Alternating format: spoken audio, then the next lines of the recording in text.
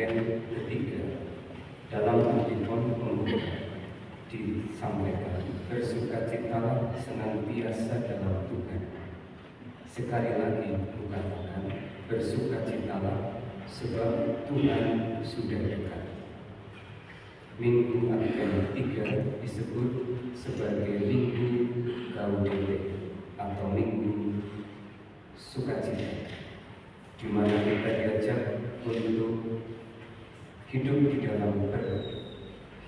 dalam pengharapan akan kedatangan Tuhan di dalam kehidupan kita, secara khusus di dalam perayaan Natal nanti. Oleh karena itu, suasana sukacita rohani ini hendak kita bangun di dalam kehidupan kita. Suasana sukacita ini juga hendak kita bagikan kepada saudara-saudara kita yang saat ini sedang mengalami kesulitan. Maka makna dari sukacita tidak hanya tinggal di dalam diri kita secara pribadi, tetapi makna sukacita itu mampu dirasakan oleh orang lain. Dengan berbagi, berarti kita berbagi sukacita dengan mereka. Mari kita siapkan Ekaristi pada pagi hari ini dengan menyadari segala dosa dan kelemahan kita, bahwa seringkali sukacita itu kita cengkram, kita genggam erat untuk diri kita secara pribadi, dan kita menutup diri terhadap kehidupan dan kebahagiaan orang lain. Kita sesali segala dosa ini, kita mengampuni kepadanya, supaya kita layak dan pantas merayakan Ekaristi. Saya mengaku kepada Allah yang Maha Kuasa dan kepada saudara sekalian bahwa saya telah berdosa dengan pikiran dan perkataan, dengan perbuatan dan perbuatan. Saya berdosa, saya sungguh berdosa. Oleh sebab itu saya mohon atas nama Maria, pada orang yang Maha Kudus, dan kepada saudara sekalian, supaya memaafkan saya perkataan. Semoga Allah yang Maha Kuasa mengasihi kita, mengampuni dosa kita dan mengangkat kita ke hidup yang kekal. Amin.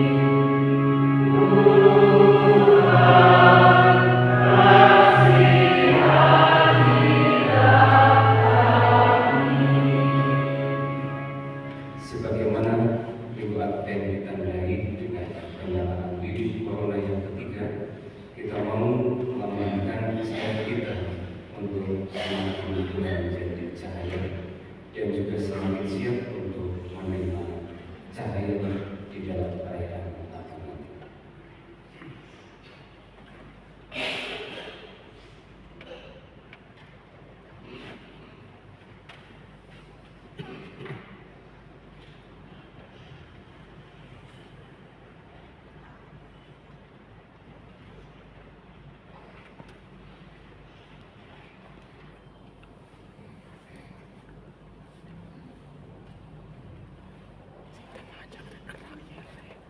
Mari kita berdoa. Ya Allah, berikanlah umat-Mu yang dengan tekun menantikan perayaan kelahiran Putra-Mu. Bantulah kami agar kami bersukacita karena keselamatan yang seagung itu, dan dengan riang-riang merayakannya dengan ibadat yang meriah bersama Dikau dalam persatuan Roh Kudus, hidup dan berkuasa Allah sepanjang segala masa. Amin. Bacaan dari kitab Yesaya. Padang gurun dan padang kering akan berhilang. Padang belantara akan bersorak-sorai dan berbunyi. Seperti bunga mawar, ia akan berbunga lebat, akan bersorak-sorak. Ia bersorak-sorak dan bersorak-sorai. Kemuliaan Libanon, semarak Karmel dan Saron akan diberikan kepadanya. Orang akan melihat kemuliaan Tuhan, semarak Allah Tuhan kita. Kuatkanlah tangan yang lemah lesu, dan teguhkanlah lutut yang bergoyang-goyang.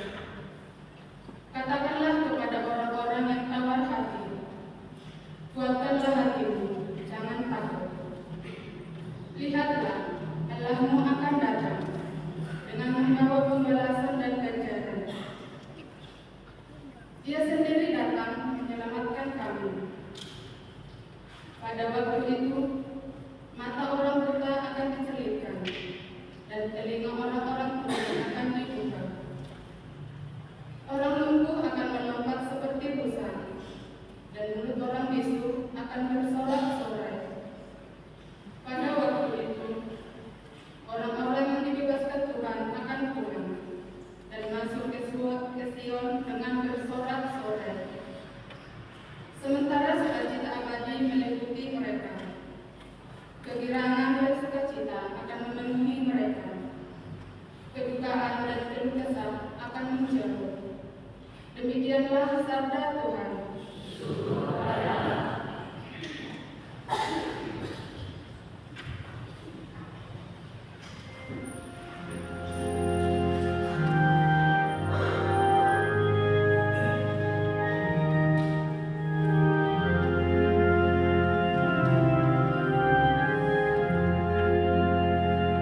Datanglah ya Tuhan dan selamat.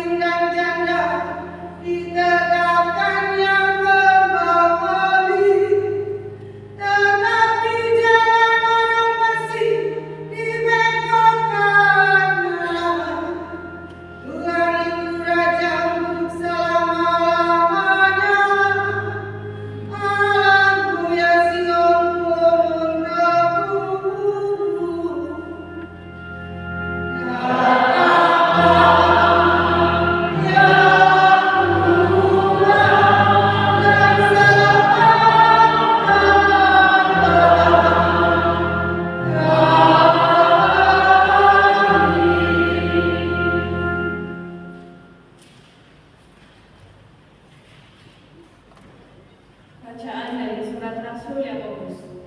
Saudara-saudara, bersabarlah sampai kedatangan Tuhan, seperti petani yang menantikan hasil tanahnya yang berharga. Ia sabar sampai turun hujan musim gugur dan hujan musim semi. Demikian kamu pun harus bersabar dan harus menemukan hatimu, karena kedatangan Tuhan sudah dekat. Saudara-saudara, janganlah kamu bersungut-sungut dan saling mempersalahkan, supaya kamu jangan dihukum. Ingatlah, hakim telah berdiri di ambang pintu. Saudara-saudara, turutilah teladan penderitaan dan kesabaran para nabi yang telah berbicara demi nama Tuhan. Demikianlah sabda Tuhan.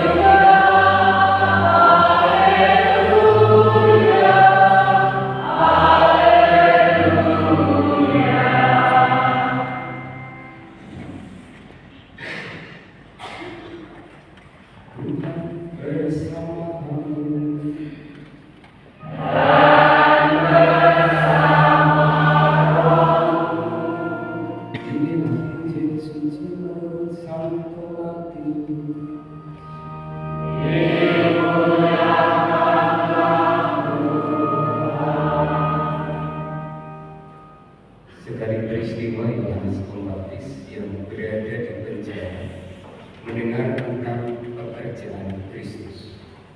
Lalu ia menurut murid-muridnya bertanya kepada Yesus, "Engkaukah yang akan datang itu, atau haruskah kami menantikan orang lain?"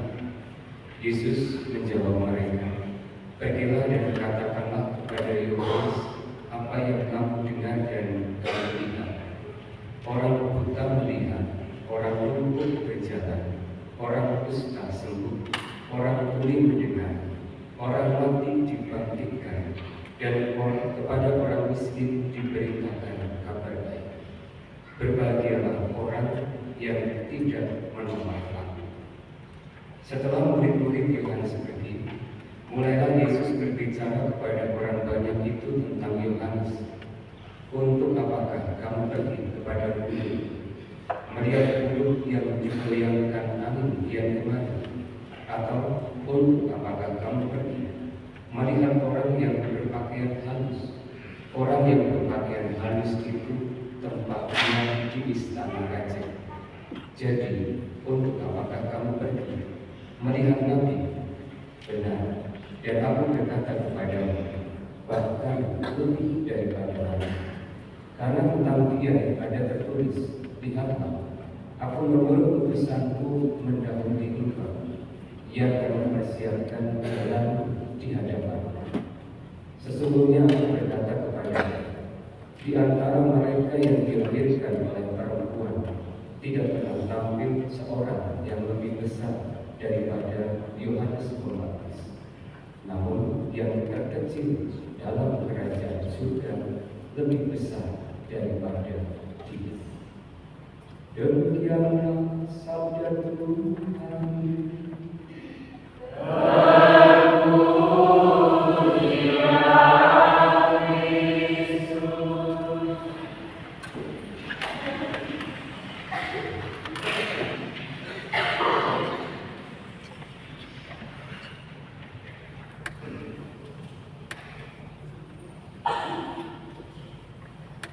Ada percakapan yang saya renungkan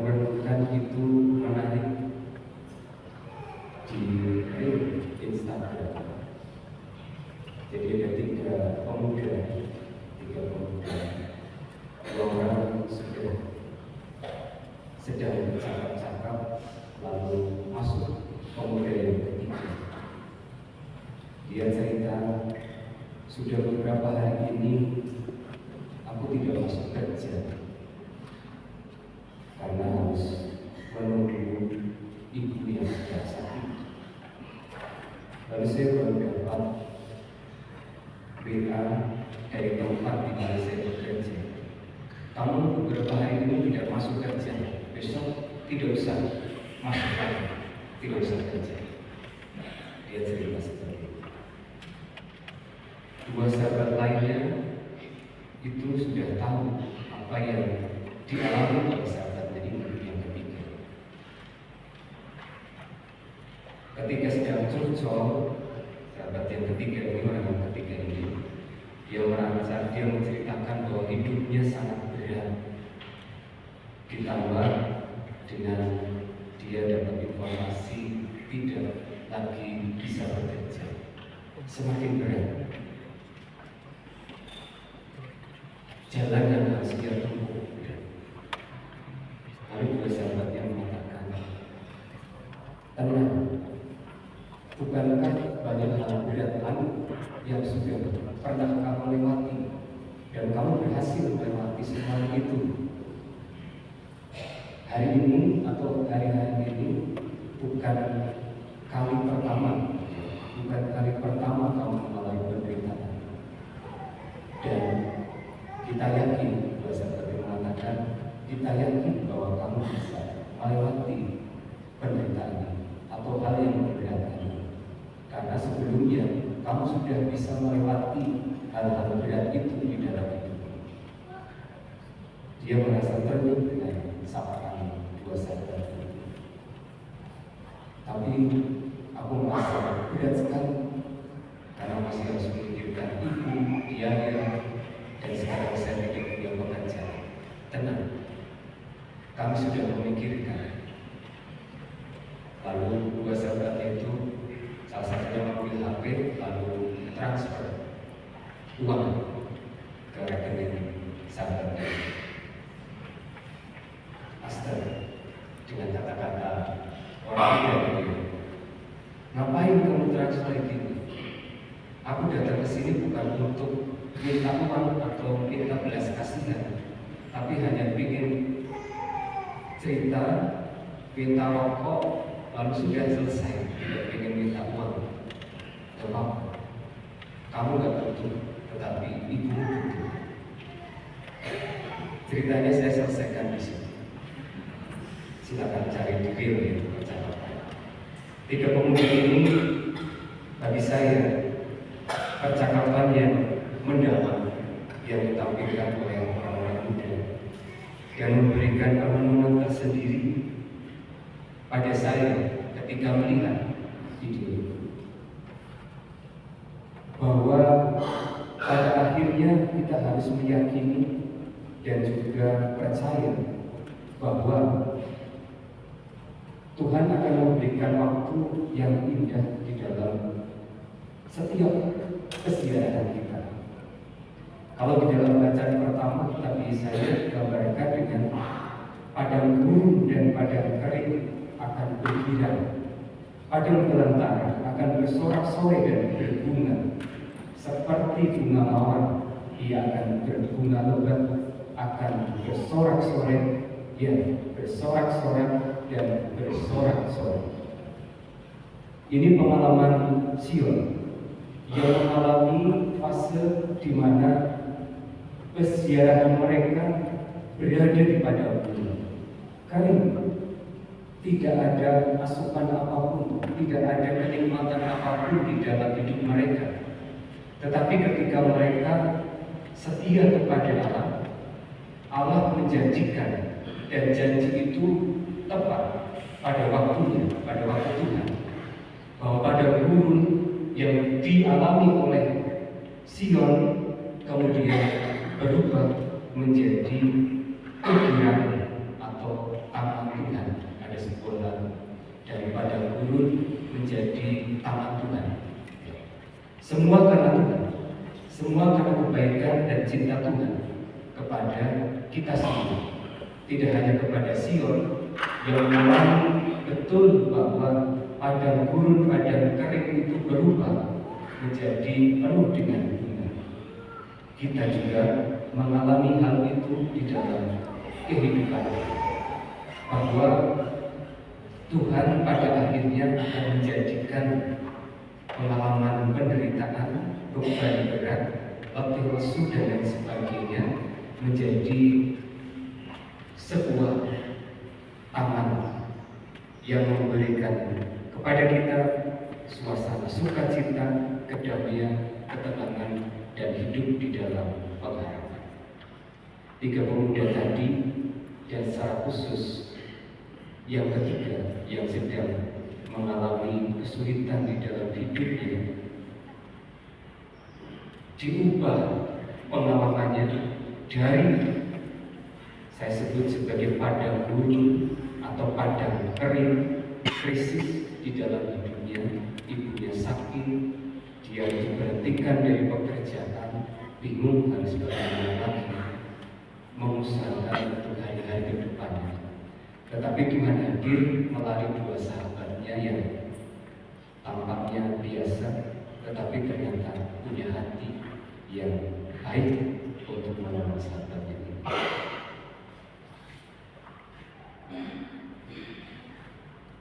Dan rasa saya Tuhan juga hadir di dalam kehidupan kita melalui cara-cara yang seringkali juga tidak kita duga, bahwa pada saat ini mungkin kita berada di padang gurun dan padang kering, dan tiba-tiba Tuhan menghadirkan pribadi-pribadi yang memberikan kuasa siraman segar di tengah kegersangan hidup kita. Tuhan menghadirkan pribadi, bisa jadi menghadirkan sesuatu, something yang juga memberikan kelegaan kepada kita, berkat misalnya, rezeki yang berkelimpahan yang datang tidak kita duga-duga. Itu cara-cara Tuhan yang seringkali hadir di dalam kehidupan kita, menyirami kegersangan hidup kita dan menjadikan hidup kita itu penuh dengan taman, penuh dengan bunga, sehingga menjadi sebuah taman. Ini yang pertama, bagaimana Tuhan hadir tepat pada waktunya dan akhirnya selalu akan menjadikan indah di dalam kehidupan kita. Tentu hal yang perlu kita usahakan adalah kita bertekun setia dan taat kepada-Nya, maka janji itu akan bisa kita nikmati. Yang kedua, yang mau saya tekankan adalah ada tindakan aktif di dalam kehidupan kita ketika kita berada di fase padang gurun, padang kering kehidupan kita. Kita tidak hanya sekedar menanti atau menunggu secara pasif apa yang akan terjadi di dalam kehidupan kita selanjutnya, tetapi kita diajak juga untuk melakukan tindakan-tindakan aktif supaya hari esok sungguh-sungguh bisa kita sosok dengan lebih baik, dengan berbagai macam berkat yang sudah Tuhan sediakan kepada kita. Maka dimensi Advent, penantian yang kita rayakan di saat-saat ini adalah penantian yang aktif, bukan penantian yang pasif. Menanti kedatangan Tuhan dengan aktif, dengan berbagai macam usaha, cara hidup beriman, supaya kita benar-benar layak dan pantas untuk menanti dan menyambut kedatangan. Kalau saya menggambarkan gerak aktif yang dilakukan oleh satu pemuda ini, yaitu dia datang kepada 2 sahabatnya untuk sekedar minta rokok dan kemudian nongkrong bareng, ngopi dan sedikit bercerita. Tuhan sudah memakai dan juga sudah memandang tindakan itu sebagai tindakan yang positif, lalu menggerakkan 2 sahabatnya untuk berbagi dengan dia. Rasa saya dari hal yang sederhana itu, bahwa pengalaman-pengalaman aktif itu menggerakkan Tuhan untuk mencurahkan berkat-Nya kepada kita. Kalau saya memakai bahasa Injil, betapa mudahnya Yesus berbelas kasih kepada kita yang dipandangnya sungguh-sungguh rindu untuk menerima dan menikmati kehadiran. Begitu mudahnya berbelas kasih Yesus kepada kita. Dan rasa saya itulah yang dilihat oleh Yesus ketika dia melihat pemuda ini datang kedua sahabatnya, lalu menceritakan apa yang dia rasakan. Lalu Tuhan menggerakkan dua pribadi lain untuk berbelas kasih kepada. Begitu mudahnya Tuhan berbelas kasih. Dan itu dilakukan Yesus karena Ia melakukan sesuatu. Banyak juga kita temukan di dalam kitab suci atau Injil ketika Yesus berbelas kasih diawali dengan tindakan-tindakan aktif orang yang sungguh-sungguh mau datang kepadanya. Seorang yang buta datang untuk bisa menyentuh jubah-jubahnya. Itu adalah tindakan aktif. Seorang yang sakit yang kemudian dibawa ke atas atap lalu dihantarkan kepada Yesus, itu juga merupakan tindakan aktif oleh pribadi-pribadi yang ada di sekitarnya, sehingga menggerakkan Yesus untuk berbelas kasih kepadanya. Maka penantian, menantikan berkat itu bukan dimaksudkan di dalam kepasifan, tetapi juga perlu dilakukan secara aktif dalam cara hidup kita setiap saat. Untuk mendapatkan berkat tidak hanya sekedar duduk, tidak hanya sekedar ngamal, tidak hanya sekedar berjibaku dengan dirinya sendiri, tidak hanya sekedar asik dengan hidupnya, tetapi menerima berkat berarti saya melakukan gerak aktif di dalam kehidupan saya, menyongsongnya dengan bergairah di dalam hidup saya, sehingga saya benar-benar berpantas menerima.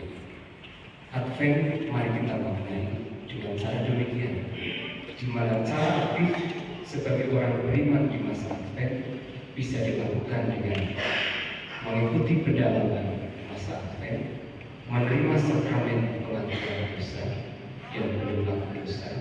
Boleh, saya masih melayani Anda. Yang tidak berdosa, tidak apa-apa, tidak melakukan dosa. Merayakan Ekaristi, mengikuti ibadah-ibadah lain, beramal kasih, itu adalah tindakan-tindakan aktif sebagai orang beriman. Dan gereja secara bisa menekankan dan menambahkan yang terakhir tadi, beramal kasih adalah tindakan aktif kita yang mau berbagi dengan mereka yang mengalami penderitaan. Dua pemuda tadi berbagi tanpa banyak ngomong, tanpa diminta. Mereka berdua transfer duit kepada sahabatnya. Bukan kamu yang butuh, mereka mengatakan, iya kamu nggak butuh duit itu, tetapi ibumu butuh untuk biaya pengobatannya. Saudara-saudara, kita pandang dan kita lihat saudara-saudara kita yang saat ini mengalami kesulitan. Dengan sedikit berbagi, saya kira itu akan menggerakkan Tuhan untuk terus mencurahkan berkat-Nya kepada kita. Ia memandang kebaikan-kebaikan kita, dan Ia mengundang kita untuk berbelas kasih kepada mereka yang saat ini berada di padang gurun, padang kering kehidupan mereka karena bencana. Maka tindakan ini mari kita lakukan dengan kasih dengan sadar sebagai salah satu persiapan kita menyongsong Natal. Tuhan menolong kita dengan segala kebaikannya. Dan Tuhan menggerakkan kita dengan segala tindakan aktif kita kembali dengan mereka yang berbeda. Mari kita melakukan rahmat Tuhan supaya hidup kita sungguh sebagaimana Yesus yang mampu menceritakan mereka yang buta, yang mampu menyembuhkan mereka yang lumpuh, mereka yang sakit kusta, mereka yang tuli, dan mereka yang mati, mengalami pemulihan di dalam hidup mereka. Dimuliakan Tuhan kini dan sepanjang masa. Aku percaya dengan Allah.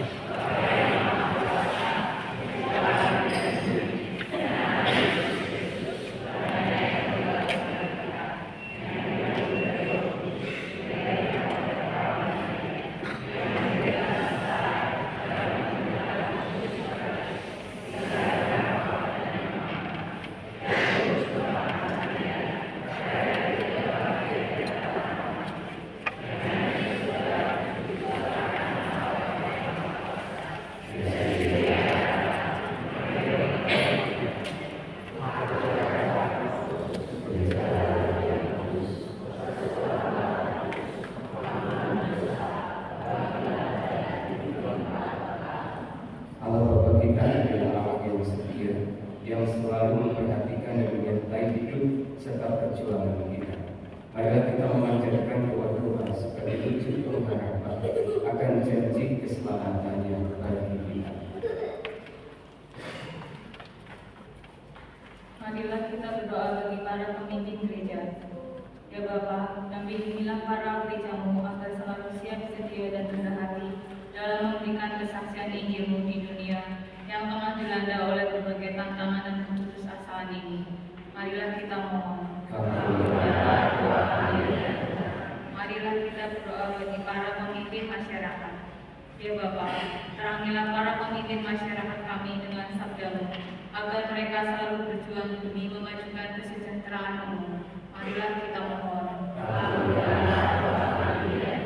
Marilah kita berdoa bagi mereka yang sakit dan putus asa. Ya Bapa, hiburlah mereka yang sakit dan putus asa melalui kasih dan perhatian serta kehadiran orang-orang dengan setia melayani, mendampingi dan memperjuangkan kehidupan mereka. Marilah kita mohon. Marilah kita berdoa bagi kita yang berkumpul di sekitar altar ini. Ya Bapa, semoga masa Advent ini menjadi masa saat kami menantikan dengan penuh pengharapan akan cahaya kasih-Mu bagi kami yang takkan berkesudahan. Marilah kita mohon. Allah Bapa kami, dengan gembira kami menantikan kedatangan Putra-Mu. Semoga dalam masa penantian ini kami mampu membersihkan hati dan budi sehingga layak menyongsong kelahiran Sang Juru Selamat Yesus Kristus Putra, sebab Dia Tuhan pengantara kami. Amin.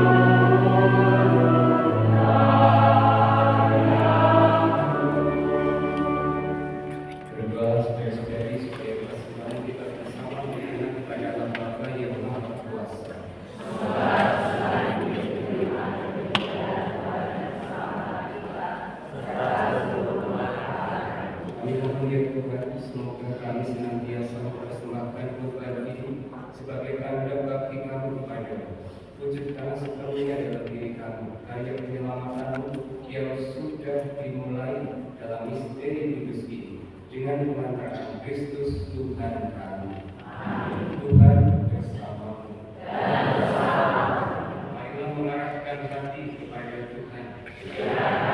Marilah bersyukur kepada Tuhan Allah kita. Sungguh pantas dan benar layak dan menyelamatkan bahwa kami selalu dan dimanapun bersyukur kepada Tuhan Bapa yang kudus, Allah yang maha kuasa dan kekal, dengan pengantaran Kristus Tuhan kami.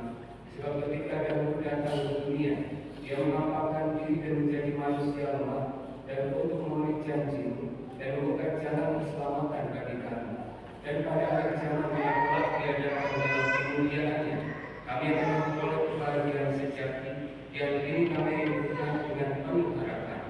Sebab itu bersama para malaikat dan malaikat agung, bersama singgasana dan kekuasaan, serta bersama seluruh pasukan surgawi, kami melakukan model kemuliaan batin dengan hati-hatinya bernyanyi.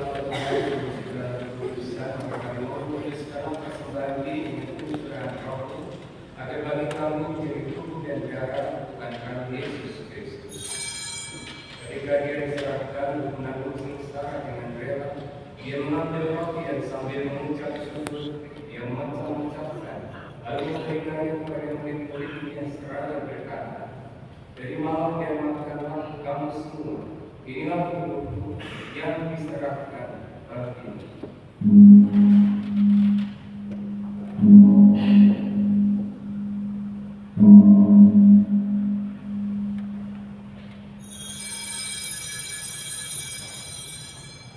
Demikian pula, sesudah berjamaah, Dia mengambil piala.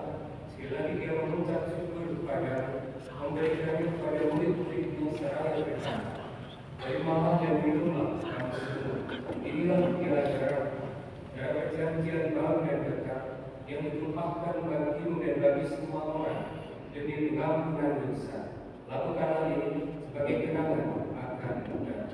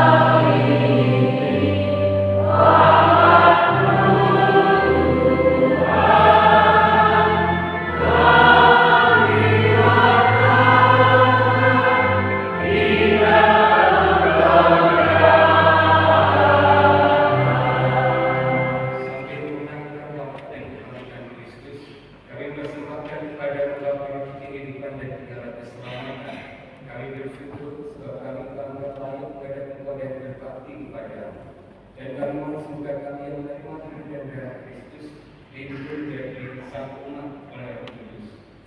Ingatlah Tuhan akan gereja yang tersebar di seluruh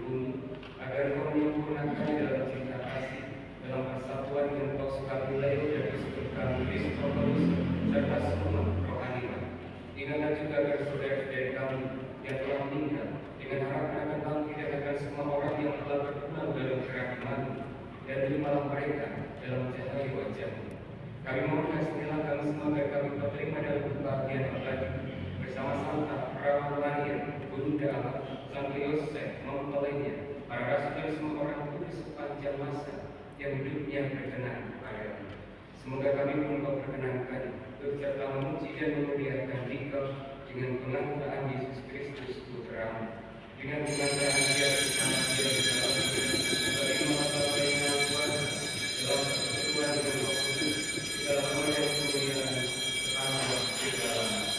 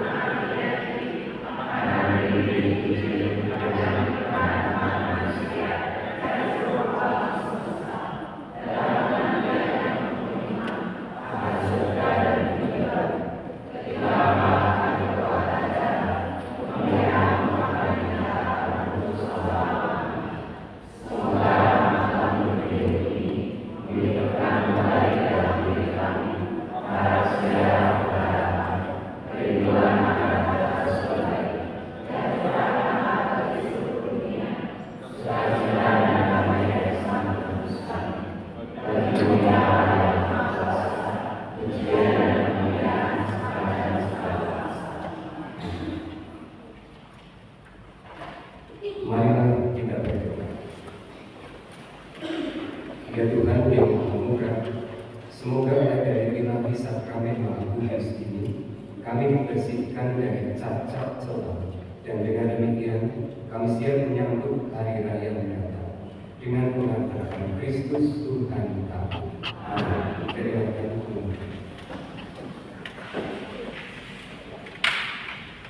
Bapak Ibu Saudara yang terkasih dalam Kristus, kita sudah semakin dekat akan merayakan sukacita Natal.